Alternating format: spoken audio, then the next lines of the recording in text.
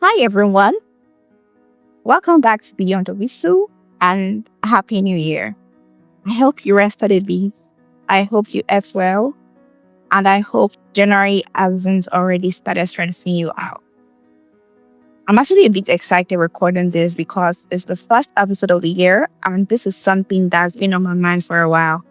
I kept telling myself, okay, I'll talk about it later.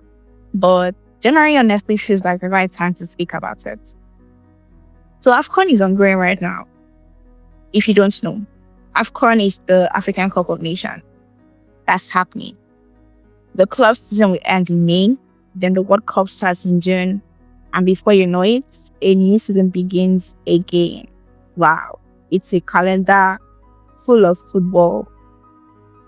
And somewhere in all of this, I call myself asking a very simple question. When do footballers actually rest? Not just physically, not just mentally, but emotionally and as human beings. Because football doesn't really stop, and neither does the match.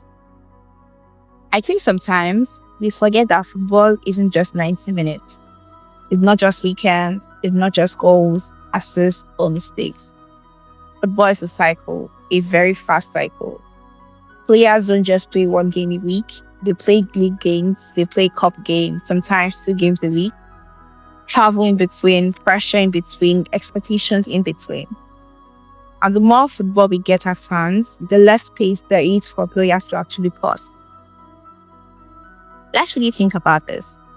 Some players are playing AFCON right now. When AFCON ends, they go straight back into club football. No real research, just straight back into the noise. The season ends in May, they get maybe a few weeks, then the World Cup starts in June. And this World Cup is not even in one country. They are moving between the United States, Canada, and Mexico. Constant travel, different climate, different time zones. That alone is exhausting. The World Cup ends around July. Then what happens? Pre-season starts almost immediately. Then by August, the season starts again. It's the same cycle over and over.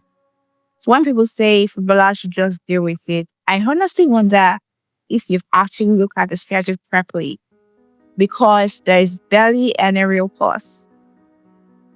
We talk a lot about football being a dream, and it is. I won't deny that. But chasing a dream costs something. It costs your body, it costs your mind, it costs your time, it costs your relationships.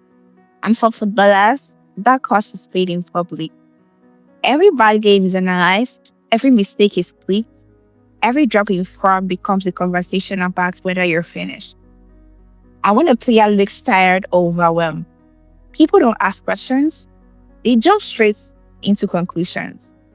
He's finished, he's weak, he has no hunger, he doesn't care anymore. But has anyone actually stopped to ask if he's exhausted? There's something else that really bothers me. Anytime mental health or exhaustion is mentioned in football, someone somewhere always says, well, they are being paid for it. They are paid weekly. They are paid a lot of money. That's their job. But outside of football, we constantly talk about work-life balance. We talk about mental health. We talk about burnout. We say no job is worth losing your sanity. And rightly so. So why does all of that disappear when it comes to football? These players are not robots. They are not machines. They are human beings. They have families. They have children. They have lives outside the pitch. Being paid well does not remove your humanity. And the thing is, football doesn't really allow players to talk about this. If they speak up, they are called unprofessional. If they show emotions, they are called weak. If they ask for respect, they are accused of lacking passion. Silence is praised as professionalism, but silence doesn't mean someone is okay. Sometimes it just means they don't feel safe enough to speak. Think about it. Most of us chase our dreams too. We work hard, we sacrifice time, we get tired, we get overwhelmed like I am right now. And when it gets too much, we are encouraged to slow down, to take care of ourselves, to rest. Footballers are doing the same thing, chasing a dream, performing at the highest level. The difference is they are doing it in front of millions of people with no pause button. So why can't they be shown the same empathy? Going into 2026, or we're already in 2026, there's going to be a lot of football, a lot of drama, a lot of noise, a lot of opinions. And I just want us to pause, even briefly, and look at players differently, not just as performances, not just as assets, but as people. People carrying pressure, people carrying expectation, people carrying entire nations sometimes. This doesn't mean we stop caring. It doesn't mean we stop analyzing games. It just means we add empathy. It means we criticize performances without demonizing people. It means we remember that form is not just physical, it's emotional too. Football will always be demanding. That's part of what makes it beautiful. But I hope this year, we learn to watch it with a little more care.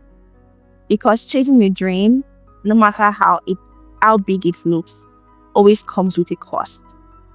And the least we can do is acknowledge it. This is Beyond the Whistle. Thank you for listening.